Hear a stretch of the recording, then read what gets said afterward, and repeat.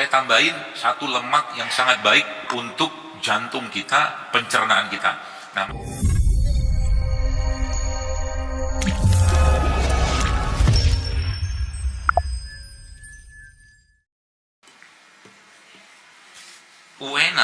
enak banget. Apalagi dikasih es. Minumnya siang-siang. Beuh. Saya tuh punya teman gitu ya, Masya Allah, beliau tuh kalau saya bikinin beliau sesuatu itu pasti ngomong begini, sahabat saya, semoga yang bikinkan ini masuk surga, dia bilang gitu kan. Kenapa amin? Kan Anda nggak dikasih. Judulnya gitu, bismillah. Wih, asem.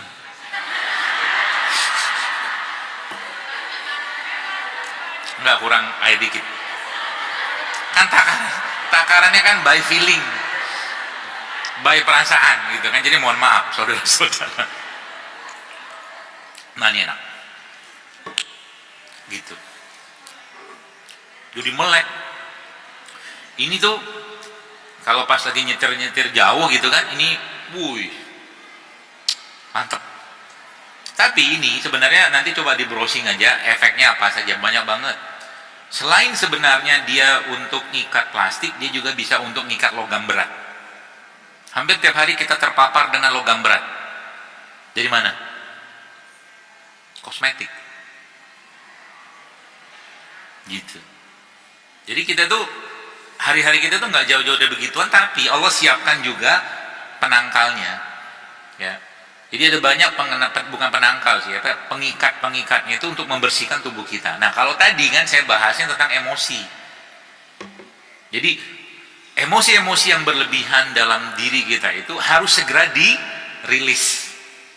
Cara paling gampangnya apa? Nangis. Paling gampang. Paling gampang.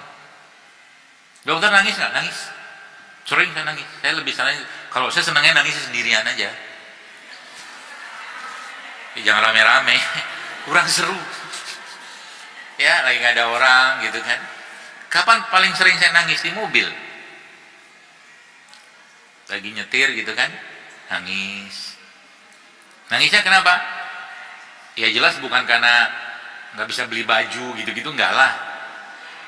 Maksudnya nangisin diri sendiri, waktu yang terbuang banyak, belum berbuat banyak dalam kehidupan ini, itu ditangisin. Tapi tangisannya bukan untuk membuat lemah, itu nggak boleh. Tangisannya untuk membuat kita kuat, berpikir apa yang harus kita lakukan. Jadi kalau sedih sampai membuat kita, amalan kita, ibadah kita itu nggak bersemangat, berarti sedihnya salah. Nggak boleh. Ya, makanya apapun yang kita kerjakan itu, hatta itu emosi sekalipun, indikatornya adalah semakin baguskah amalan kita ya dengan emosi itu, dan semakin banyakkah amal dan karya kita dengan emosi itu.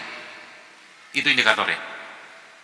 Kalau dua-duanya itu tidak ada indikatornya, maka dipastikan itu ditunggangi setan atau hawa nafsu kita aja. Sekarang saya tanya begini, apakah takut itu bisa membuat seseorang itu diberi surga sama Allah? Jawabannya iya. Iya, modal takut doang loh. Saya cerita satu hadis. Tapi hadis ini kalau ditelusuri ya, secara itunya tuh kita akan menemukan, saya lupa hadis atau asar ya. Tapi banyak pelajarannya buat saya di sini. Dikisahkan seseorang ya, yang orangnya sudah tua. Lalu waktu dia mau meninggal, jadi selama hidup itu dia nggak ada amal, ya. Lalu dia bilang sama anaknya, nanti kalau kau mati, kata dia, kalau aku mati nanti kau bakar jasadku ini, dia bilang, kata dia gitu. Lalu letakkan abunya itu di 4 penjuru angin, supaya, ini kata-kata, supaya Allah tidak bisa menyiksaku, karena aku takut dengan siksanya Allah. Ini masuk ke bab kufur sebenarnya. Karena nggak ada susahnya Allah ngumpulin kan. Tapi dia ngomong kayak begitu atas dasar takut dengan siksanya Allah, dan dia bakal minta keluarga itu membakar jasadnya. Ini kalau di browsing ketemu nih kisahnya. Lalu itu ya, meskipun penafsiran para ulama ya banyak sekali tentang kisah ini, tapi saya menangkap itu bukan itunya, bukan poin itunya. Yang saya sorotin ini nih, nah saya bahas. Akhirnya ketemulah orang itu sama Allah setelah dia dibangkitkan oleh Allah, dihidupkan kembali segala macam. Allah tanya sama dia, kenapa kau bakar jasadmu dan kau sebarkan itu? Kata dia gitu. Terus jawaban dia itu, Masya Allah, dalam riwayat itu ya disebutkan, aku takut dengan siksamu ya Allah. Cuma gitu doang ngomongnya. Aku takut dengan siksamu, sehingga berpikir ala akalnya manusia yang sempitnya dia bakar jasad itu supaya nanti Allah nggak bisa siksa dia, karena saking takutnya dia dengan azabnya Allah. Apa kata Allah sama dia? Aku ampuni dia, kata Allah. Modal takut. Makanya dalam bab tentang apapun ya jamaah sekalian ya, amalan hati itu jauh lebih powerful daripada amalan fisik. Anda kerjakan sholat sunnah 2 rakaat tapi ikhlasnya minta ampun gitu ya, ikhlas itu seikhlas-ikhlasnya gitu, dari awal takbiratul ihram sampai salam itu penuh dengan rasa, penuh dengan cinta, penuh dengan penghayatan dan seterusnya, itu jauh lebih baik daripada sholat berpuluh-puluh rakaat. Itu sebabnya manusia yang terbaik yang pernah hidup di zaman ya di peradaban ini katakanlah adalah para orang-orang soleh itu ya, sahabat itu, yang kita nggak bakal bisa menyaingi amalan mereka, bukan amalan fisiknya tapi amalan hatinya ya. Tapi kita bisa nggak mengarah ke sana? Bisa. Kita minta sama Allah, kita latih ya diri kita dengan cara apa? Melatih otot sabar, melatih otot tawadu, melatih otot ikhlas, otot bahasa saya. Kalau ini kan otot bicep, ini otot di dalam. Otot ikhlasnya dilatih, otot sabar, itu semua caranya Allah untuk mereset, memperbaiki diri kita dan mengembalikan diri kita secara fitrah. Coba saya tanya, selama 1 tahun kita tuh kebanyakan ngomong nggak? Ya kan? Banyak betul kita ngomong. Sebentar-bentar komentar, bentar-bentar komentar, kan gitu kan? Ya. Akhirnya omongan-omongan itu Allah hentikan ya ke kita dengan cara Allah puasakan kita untuk tidak banyak omong di Ramadan. Karena kalau ngomong apa? Bau. Kan mulutnya bau. Gitu. Beberapa hal yang Ibnu Qayyim al-Jauziyah rahimahullah menyebutkan bahwa itu bisa menyebabkan lemahnya iman seseorang, banyak makan, banyak ngomong. Dua-duanya di Ramadan dikurangi. Gitu. Makanya kalau ada Ramadan datang, tolonglah apa? Kurangi makan, kurangi ngomong, karena itu bulan buat puasa ngomong, puasa makan gitu kan. Yang dibanyakin apa? Makanan jiwanya, makanan ruhnya, berupa apa? Ibadah. Jadi semakin banyak kita mengerjakan ya kebaikan-kebaikan dan ibadah-ibadah itu setiap hari, semakin apa? Semakin kita meriset tubuh kita itu dan mengembalikan tubuh kita itu secara fitrah. Masalah terbesar kita ini bukan masalah di fisik, bukan masalah di jasad. Masalah terbesar kita adalah masalah di hati. Itu masalah besar kita. Dan kelihatan, jadi kalau Anda gini loh, ibu-ibu sekalian, kalau ketemu dengan orang gitu ya, orang yang hatinya nggak baik, coba aja lihat mukanya. Kalau anak sekarang bilang pengen gue gampar nih orang gitu, muka itu nyebelin banget gitu loh. Iya bener-bener. Lihat mukanya, makanya tuh dalam bab kesehatan yang saya pelajari juga sama. Muka kita ini cerminan perut. Jadi kalau saya mau lihat orang tuh sehat atau enggak secara sekilas gitu kan kelihatan, mukanya kelihatan. Oh ini ginjalnya nih, oh ini livernya nih, oh ini jantungnya nih, oh ini mau mati mungkin ntar lagi. Bisa kelihatan, cuman kapan nggak tahu. Kalau sudah orang tuh sudah low banget energinya, tubuhnya tuh sudah nggak ada power, ya itu kelihatan di muka. Ininya pucat, ininya nggak merah lagi, ininya banyak kantongnya, kayak gitu.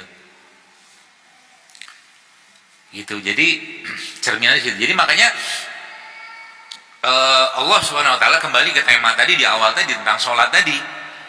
Jadi masalah kita itu adalah masalah yang berhubungan dengan emosi, sehingga cara untuk menetralkan itu ya tadi groundingkan kita, kepala kita ini sebagai satelitnya kita ke langit, ke bawah, untuk dia membumi lagi. Sombongnya hilang, bencinya hilang, marahnya hilang, itu semua penyakit. Jadi semua yang saya sampaikan ini, benci, sombong, marah, nggak pede, itu semua sifat atau keadaan emosi seseorang, tapi dia bisa menyebabkan penyakit fisik, percayalah.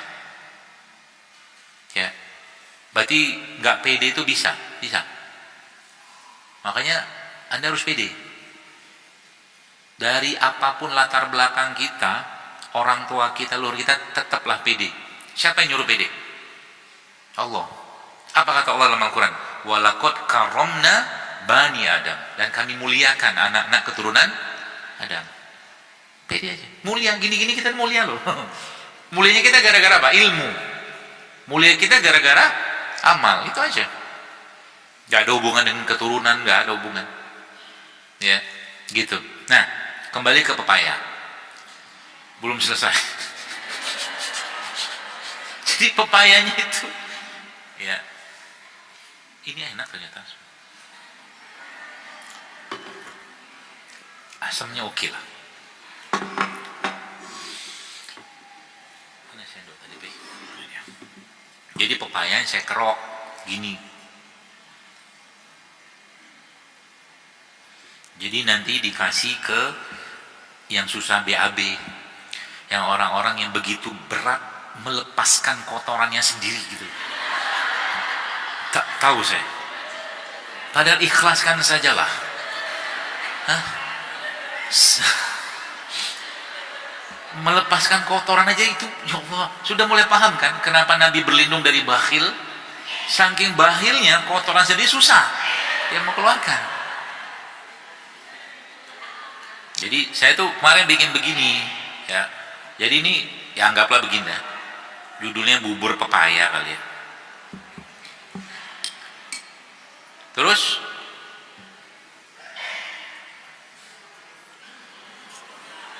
pisaunya kegedean, terus dikasih ini apa, jeruk nipis gitu, terus dikasih garam, ngambilnya pakai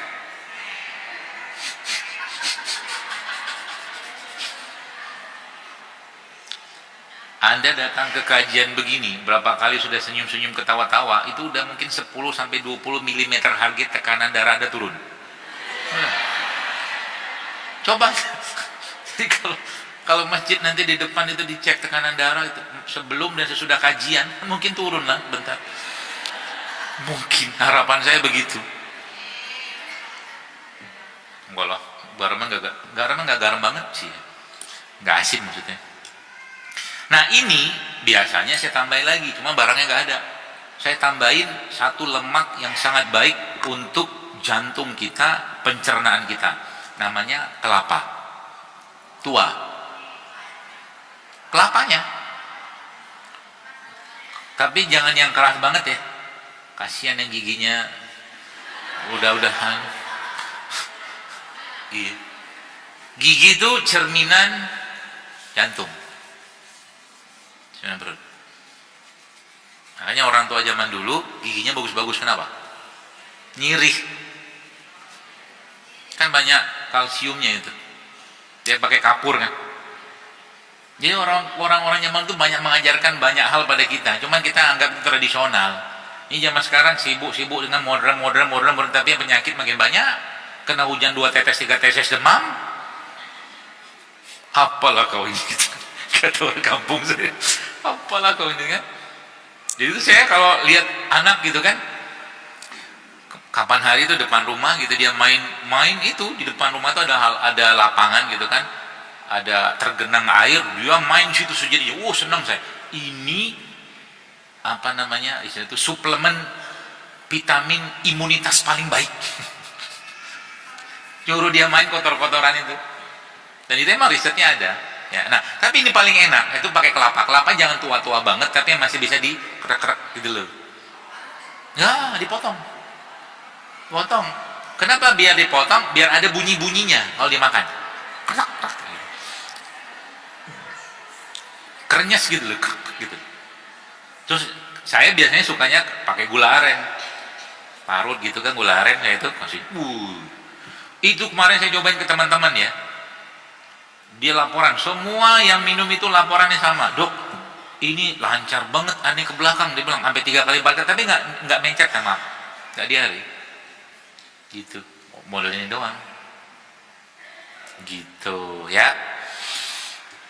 Jadi banyak sekali ya caranya. Jadi saya sudah jelaskan tadi, secara syariatnya apa, secara emosinya apa, maka Anda semua harus punya banyak cara mengembalikan itu kepada fitrahnya. Itu pesan saya. Ya. Sehingga yang paling utama adalah, salah satu yang paling utama adalah mulailah menata hati itu, sehingga apapun yang kita kerjakan, wabil khusus berkaitan dengan ibadah, itu kita merasa ada kenikmatan di situ. Sholatnya nikmat, tilawahnya nikmat, sedekahnya nikmat, hajinya nikmat, umrohnya nikmat, puasa nikmat, semua nikmat. Ya. Sehingga yang terjadi apa? Efek yang paling akan dirasakan apa? Jasad. Karena kita udah merasa kebahagiaan. Jadi kita meletakkan kebahagiaan itu tadi bukan pada hal-hal yang sifatnya duniawi. Nah, kebahagiaan yang kita letakkan adalah kebahagiaan yang berhubungan dengan paling bagus mah akhirat sana, surga segala macam. Terus turun lagi ke bumi sedikit kebaikan dan amal solehnya kita. Nah, kalau saya ya, kalau saya lagi susah hati, yang saya kerjakan tuh paling sering ya, nggak apa-apa kalau mau dicontoh juga nggak apa-apa. Saya mengerjakan kebaikan-kebaikan yang mungkin hari itu atau sudah lama nggak saya kerjakan hari itu kayak nge-refresh. Contoh mungkin saya beli makanan kucing misalkan, saya cari kucing-kucingnya, jalan gitu kan, nyari kucingnya, nyari sepedaan gitu kan, misalnya begitu. Atau mungkin apa namanya, yang paling gampang deh kita beli makanan ya, makanan, minuman gitu paling gampang. Ada aja gitu. Jadi setiap hari itu kayak ada refreshment ya dalam diri kita, akhirnya kita kembali ke apa ya, normal lagi modenya itu. Itulah bahasa fitrah kan gitu kan. Ya. Makanya sebenarnya kalau kita agak sedikit lebih dalam menyoroti tentang kehidupan dan putaran kehidupan keseharian kita itu, sebenarnya cara Allah meriset kita, mengembalikan kita kepada fitrah dalam hari-hari kehidupan kita itu caranya gimana?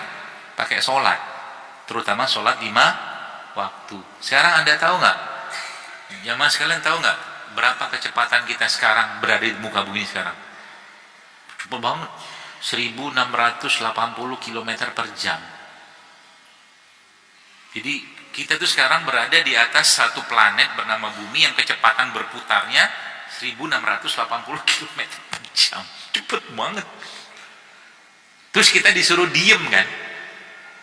Jadi ketika kita beraktivitas itu kan seperti kita lagi balapan. Kecepatan ini. Sehingga ditarik sama Allah untuk dinolkan lagi, dikembalikan lagi ke resetting awal dengan cara sholat. Nah ya, waktu sholat itu kalau Anda baca tentang datanya, kenapa ada sholat, bukan apa hikmah ada sholat subuh, zuhur, asar, maghrib, isya. Bahkan di zaman Turki Utsmaniyah itu azannya itu beda nada, di subuh, asar, maghrib, isya, zuhur itu beda nada. Karena fisiologis dan metabolisme tubuh kita itu berbeda. Ya, malam katakanlah, malam itu ya saat istirahat. Maka sama, kalau Anda mau sehat jangan banyak-banyak makan malam. Ya, saya biasa dulu sudah banyak sebutkan tuh. Kalau mau makan, kalau bisa sebelum matahari tenggelam makan. Jadi matahari tenggelam nanti itu sudah nggak banyak lagi makanannya masuk. Kenapa? Mode badan kita sudah bukan mode lagi untuk mengolah, tapi mendistribusikan. Contoh mungkin dalam beberapa kaidah pengobatan, jahe ini kan panas sifatnya, nggak cocok diminum malam hari karena dia meningkatkan metabolisme. Jadi kalau malam hari bagusnya minum apa? Air putih mungkin sebelum tidur sedikit gitu kan, atau Anda minum cuka nanas, cuka apel, cuka madu gitu kan, itu bagus buat menurunkan juga gula darah kita. Jadi waktu tidur itu keadaan tubuh kita gula darahnya tidak tinggi. Nah, ketika gula darah itu sebelum tidur kita banyak makan, misalkan ini satu nih, ini yang melanggar fitrah, misalkan sebelum tidur banyak banget makannya, naiklah gula darah itu dalam tubuh, kondisi tubuh yang tidak dalam kondisi siap mengolah, apa yang terjadi? Numpuk,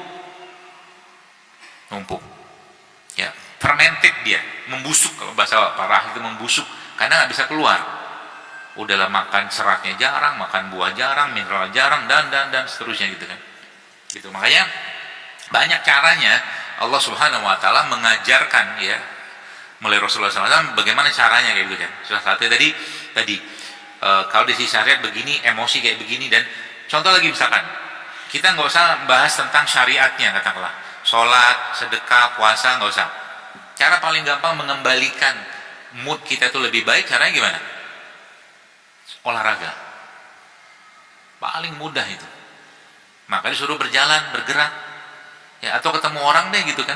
Kalau emang nggak ketemu orang, ya aku lagi males ketemu orang, itu cari pohon lah misalkan, ajak ngobrol gitu, ajak ya bapak hewan gitu kan, supaya nanti kita ketawa sendiri gitu. Itu kata salah satu guru saya, dia mengatakan, jadi cara mengubah mood kita itu adalah mentertawakan dirimu sendiri, kata dia gitu. Pertanyaannya, apa yang ditertawakan? Kan gitu kan? Kan nggak ada bahan. Mentertawakan saat kita masih bodoh dulu gitu loh, kata dia gitu. Yang dulu nggak punya ilmu, belum belajar, belum ngaji, ya, bersikap kenapa bego banget dulu ya gitu ya. Akhirnya kita ketawa sendiri, yang ujung-ujungnya ngapain? Nangis. Ini kemana aja umur gitu kan? Gitu kan? Seperti itulah. Jadi makanya beruntunglah kita yang hari-hari kita itu dihiasi dan diisi dengan ilmu. Terus ilmu. Sehingga ketika menghadapi sesuatu itu bukan dengan perasaan dan rasa saja, tapi dengan akal. Itu yang paling utama, atau dengan iman. Ya, itulah sebenarnya fitrahnya dalam tubuh kita itu. Makanya kalau bab tentang misalkan permakanan katakanlah, confirm udah jelas bahwa kalau Anda mau sehat, kita mau sehat, ya kaidah makanan yang dijelaskan Al-Qur'an itu sudah sangat jelas. Nggak perlu kita katakanlah apa ya, nggak perlu kita urai-urai lagi ya. Prinsipnya dua, makanan halal dan baik, udah itu aja.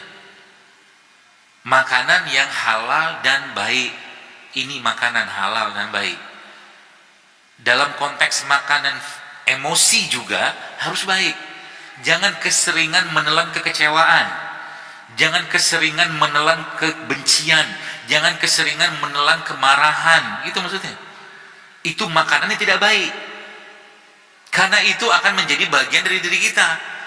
Jadi kebayang ya, kalau mohon maaf ya, ada orang ketemu dengan seseorang, tiba-tiba yang keluar dari lisannya itu adalah kalimat-kalimat buruk, itulah isi dalam pikiran dan hatinya dia. Dan ini lidah kita ini kan ada, mungkin ibu jamaah sekarang kenal, ada satu muscle memory. Muscle memory itu memori otot. Jadi yang biasa pernah naik gunung, jalan jauh segala macam, dia punya rekamannya di situ tuh. Sehingga ketika dia jalan gitu kan, dia nggak ngerasa letih karena udah pernah ngelakuin itu. Sama juga dengan ini. Kenapa Nabi melarang kita untuk berkata yang tidak baik? Karena ada muscle memory di sini. Jadi hati-hati dengan anak-anak kita, atau ada yang anak keturunan kita yang tiba-tiba gampang banget melepaskan kalimat-kalimat buruk. Itu ada memori di sini. Ya, kalimat begini gitu segala macam dijadikan akhirnya jadi suatu kefahaman umum. Ya, seperti itu. Dan caranya gimana ya? Memang harus dilatih ototnya itu, ya. otot sabar, sabar untuk tidak bermaksiat, sabar untuk terus melakukan ketaatan, ya itu misalkan kayak begitu. Otot tawadunya, tawadu tuh kayak apa? Ngelihat orang lain katakanlah yang dia pikirkan ya orang ini jauh lebih baik daripada saya gitu loh. Itu semua ya masya Allah jamaah sekalian, caranya Allah untuk menjaga kesehatan jasad kita dan jiwa atau emosi kita. Nah, lalu berkaitan misalkan dengan fisiknya gimana? Banyak, ya banyak. Jadi yang masalah di kita sekarang, bahwa yang kita makan itu sebagian besar sangat berkurang nilai gizinya. Ya, apalagi sudah diolah. Makanya kalau makan sesuatu semakin banyak tidak Anda olah, semakin banyak dimakan fresh, semakin bagus. Gitu. Orang-orang zaman dulu kayak begitu. Ya, jadi kalau saya baca satu buku judulnya Food Rules, yang nulis ini wartawan di Amerika, dia bilang, dia tulis salah satu kaidah itu makanlah makanan. Kenapa ditulis gitu? Karena zaman sekarang ini ada makanan yang sebenarnya bukan makanan tapi kayak makanan. Kayak makanan. Contoh ya, makanan-makanan ultra processed food itu kan bukan makanan aslinya. Atau makanan-makanan snack yang satu bungkus itu 1000, 2000, 500 perak itu bukan makanan. Itu like food. Like food, seperti makanan. Ya, jadi makanan dimaksud itu caranya Allah. Jadi kalau mengembalikan itu ke settingan awalnya, makanlah kayak beginian. Ya, dan jangan banyak diolah. Dan di mereka-mereka ini Bapak Ibu sekalian ya, gini loh, saya kasih buka satu rahasia yang sejak saya ngomong ini berarti bukan rahasia lagi, ya kan? Banyak sekali yang saya temukan itu ya. Contoh ya, ini kalau yang sudah sering banget ngikutin saya dari zaman dulu kan ada satu resep lama banget tuh kan, isinya tuh ini kunyit, serai sama jeruk nipis. Kita dulu sebutnya ultimate kunyit kalau masih ingat dulu. Ini Bapak jamaah sekalian, apa ya? Saya kadang-kadang takjubnya dengan mereka ini apa ini dia serainya apa siapa namanya? Kunyitnya dipotong-potong. Kalau saya sekarang kalau perkunyitan begini kadang-kadang saya saya nggak kupas lagi. Saya cuci bersih sebelum saya potong. Sebelum saya potong saya cuci bersih, saya bersihkan ini segala macam gitu kan. Gitu, lalu saya potong-potong aja, saya geprek gitu, nggak saya ya boleh kalau mau dipanasin dikasih air panas juga boleh. Ya. Kadang-kadang saya blender aja gitu tuh, terus saya masukkan dalam air, saya saring nanti, tambahkan dengan ini, kasih ini. Dulu ini resep banyak dipakai buat orang promil. Ini. Dari yang mulai kista lah, PCO segala macam. Tapi ternyata yang efeknya ke kolesterol, ke asam urat juga ada. Jadi ketika mereka ini diminum dengan kepercayaan, dengan keyakinan, dengan minta pertolongan sama Allah, yang harusnya yang harusnya mungkin efeknya itu kalau pakai skala 0 sampai 10 cuman 1 atau 2 tiba-tiba 15. Itu ilmu yang barokah. Itulah keberkahan. Yang sekarang di masa sekarang ini banyak ilmu yang dicabut keberkahannya, sehingga ilmu ini dipelajari banyak orang tapi tidak menyelesaikan masalah. Yang ada adalah muncul masalah baru. Gitu. Nih contoh ini.